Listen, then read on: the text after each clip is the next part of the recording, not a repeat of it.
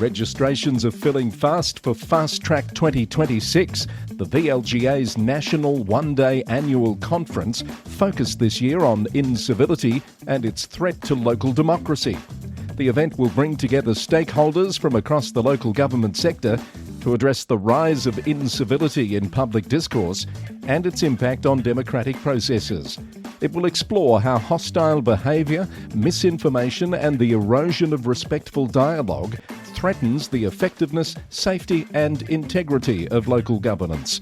It's on Friday the 27th of February at the RACV City Club in Melbourne. To register and find out more, visit the events page at the VLGA website, vlga.org.au.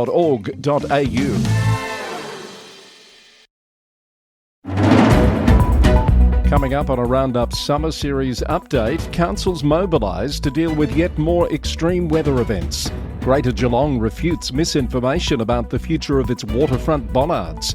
Waverley Council defers a decision on the future of the Bondi Park Bridge. A controversial prayer hall defies a council shutdown order.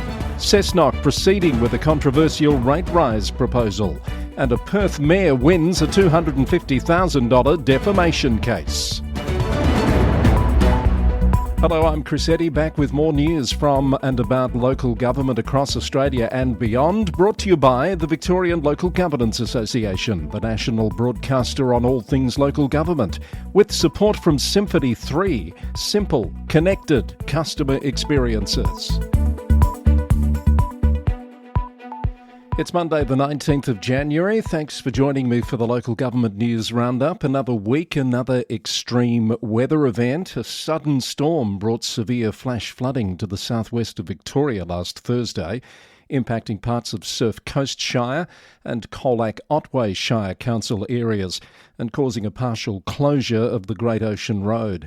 The Australian and Victorian governments have activated disaster assistance for both councils. They're being supported for the running of emergency relief centres, emergency accommodation, restoration of essential public assets and counter-disaster operations. A community information point is active at the Lawn Visitor Information Centre with council staff on hand during Monday to provide information and assistance. Surf Coast Shire is providing information on road conditions and the status of affected properties on its website. It says Lawn is open for business and fully accessible by road from the north and south, and that businesses would appreciate support at this important time of the year. Colac-Otway Shire Council, already dealing with the Otway complex fires from earlier in the month, says the shops, beach and Great Ocean Road are open at Apollo Bay, but asks people to take note of traffic changes and beach closures with a large amount of debris and other hazards in the water. Elsewhere in the state, as crews continue work to contain bushfires, Murrindindi Shire Council announced it was working with Victoria Police to increase patrols of affected areas. It described it as a precautionary step after reports of suspicious activity and commentary on social media about theft. Mayor Damien Gallagher has been providing daily updates on the fire situation via the council's Facebook page. Strathbogie Shire is also providing a regular stream of important community information via its page, and both councils are running emergency relief and information hubs at various locations across their shires.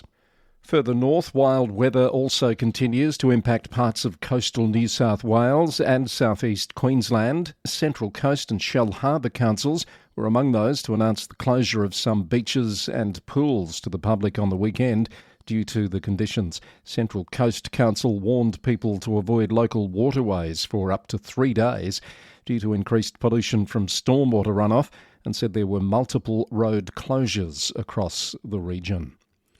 Back in Victoria, the city of Greater Geelong has refuted what it called misinformation and clickbait in local media, claiming it would no longer be investing in the much-loved bollards on the city's waterfront. The council said it's been working with the original artist's family, Deakin University and the city's advanced manufacturing industry on a plan to be unveiled soon. A plan CEO Ali Wasty said is first class. She said there was never an intention to remove the bollards and expressed disappointment that the erroneous reporting had unnecessarily stirred community outrage. Ararat Rural City Council is advancing a housing development at 87 Queen Street, transforming the former Prestige Fabric Mill site into approximately 90 new homes with 70% dedicated to affordable housing. The project is supported by a $7.3 million federal government grant for infrastructure. The draft subdivision plan is now available for public feedback before final approval, marking a major step in addressing the region's urgent housing needs. And the City of Port Phillip has been awarded $2 million from the state government's Safe Local Roads and Streets program to fund 4 pedestrian safety projects across Balaclava, Port Melbourne, St Kilda and St Kilda East. Construction is scheduled to begin between this month and late this year. The future of Bondi's heritage-listed footbridge remains uncertain after Waverley Council decided to postpone any decision on whether to demolish or preserve the structure used by the alleged gunman in December's tragic attack that claimed 15 lives. At an extraordinary council meeting on Thursday evening, Mayor Will Namesh announced that any decision about the bridge would only be made after extensive consultation with the New South Wales Government, the Jewish community and the families of the victims. In the meantime, the council has approved a temporary memorial featuring mural panels along the Bondi Beach promenade and agreed to nominate several individuals for national honours, including Boris and Sophia Gurman, who lost their lives trying to stop the attackers. A controversial prayer hall in Bankstown continues to defy council orders to shut down. The Al Medina Dawah Centre on Kitchener Parade was told to cease operations last month after the council discovered it was operating without proper consent. The facility, which is frequented by controversial Sydney cleric Wissam Haddad, only has approval to operate as a medical centre. Despite the closure order, council surveillance has revealed the centre remains active, with people seen entering and leaving through a back entrance. Canterbury Bankstown Council has now issued a $3,000 penalty notice to the operators and says it will continue monitoring the site with further legal action possible. Port Macquarie Hastings Council has been notified that the New South Wales Minister for Planning has declared a proposed 18-storey mixed-use development at 29 Park Street a state significant development. The proposal includes 210 dwellings, 35 of which would be affordable housing. Mayor Adam Roberts says the council was not consulted before the declaration and has not been provided any opportunity for input. Cessnock Council has voted 9-4 to apply for a 39.9% rate increase with IPART.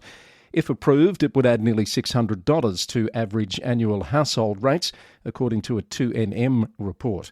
The decision came despite a petition with almost 6,000 signatures opposing the rise. Meanwhile, North Sydney Council is due to consider its special rate variation proposal at an extraordinary meeting tonight.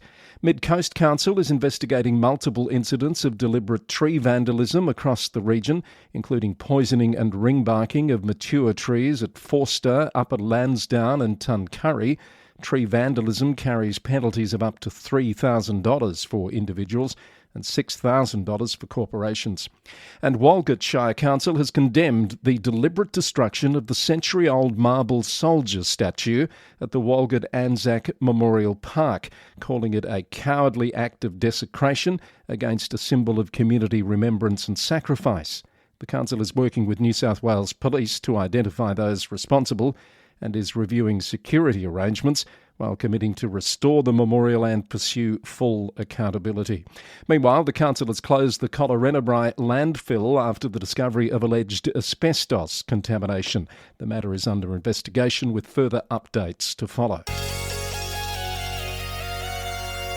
Elsewhere around the nation, and Queensland regional councils are divided over proposed changes that would give mayors more power to direct staff and participate in recruitment, according to the Townsville Bulletin. The state government is reviewing the Local Government Act, with changes partly sparked by issues during former Townsville Mayor Troy Thompson's tenure.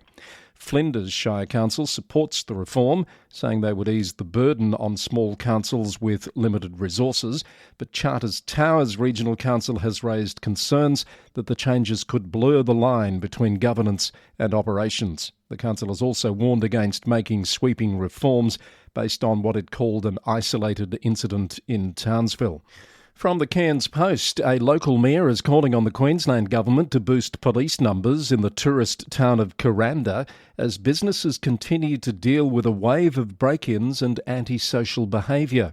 Mareeba Shire Mayor Angela Toppin says she's been lobbying police ministers and commissioners directly for additional officers, but so far help hasn't arrived. The current station operates 18 hours a day with just a handful of officers. Some local businesses have been broken into 4 times in 6 months, forcing them to spend valuable time cleaning up damage instead of serving tourists. From Pulse Tasmania, Hobart City Council is advancing plans for a protected cycling corridor in North Hobart, with community consultation set to begin soon. The project, which has decades of planning history and received $50,000 in state funding, will include bike lanes, pedestrian upgrades and public transport improvements. Kangaroo Island Council has installed 23 new automated external defibrillators across the island at publicly accessible locations like campgrounds, boat ramps and sporting venues. It brings the total to approximately 40 AEDs island-wide, ahead of new legislation that took effect on the 1st of January. A Perth area mayor has won $250,000 in a defamation case against one of his own ratepayers. City of Canning Mayor Patrick Hall took action against Richard Aldridge over 10 social media posts made between 2021 and 2022. ABC News reported that the posts accused Mayor Hall of misusing his position by endorsing council candidates. Claims that Supreme Court Justice Marcus Solomon found were defamatory. Justice Solomon ruled 7 of the posts crossed the line, describing Mr Aldridge's actions as reflecting a long-standing, deep and personal animosity towards the mayor. Mr Aldridge, who represented himself in court, had argued his posts were matters of public interest, but the judge rejected that defence.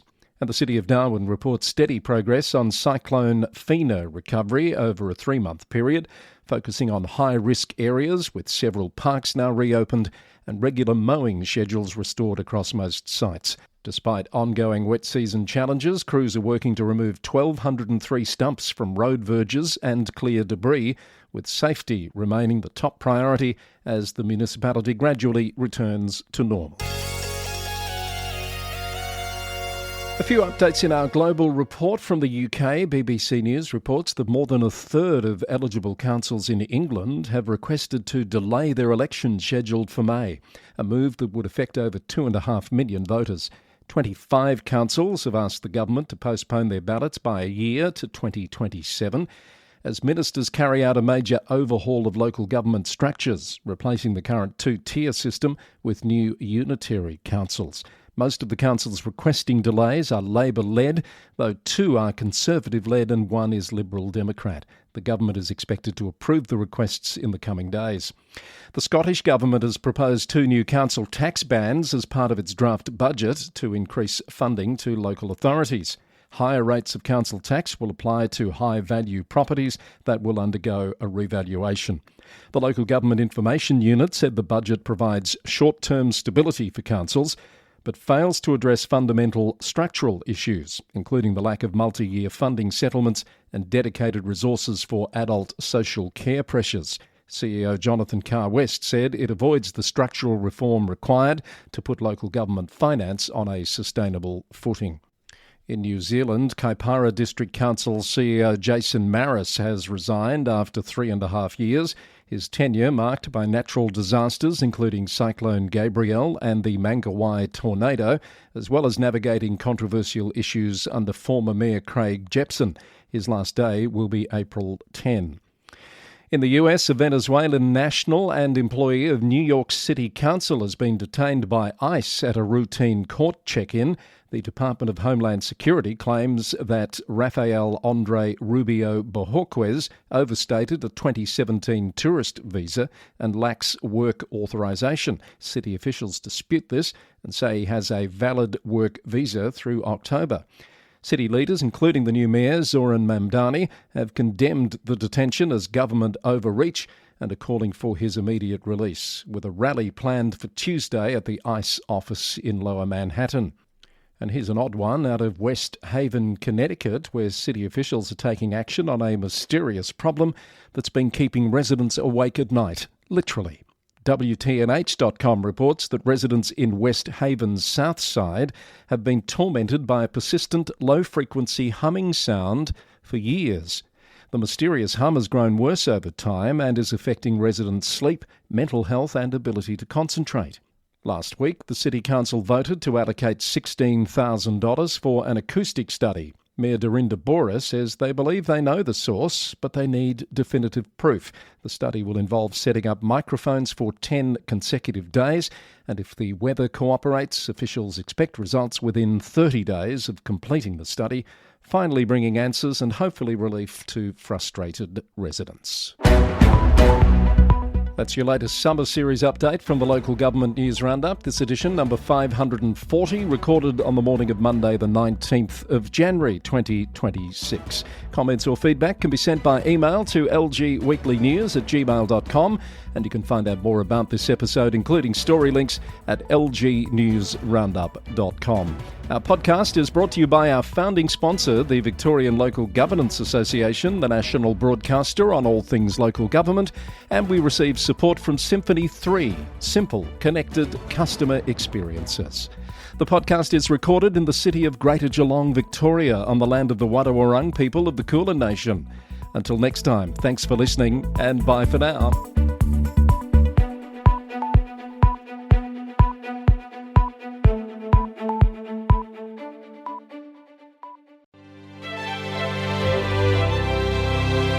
Support for the Roundup comes from Symphony 3. Councils around the country are working hard to keep their communities safe and prepared before, during and after emergencies such as bushfires and floods.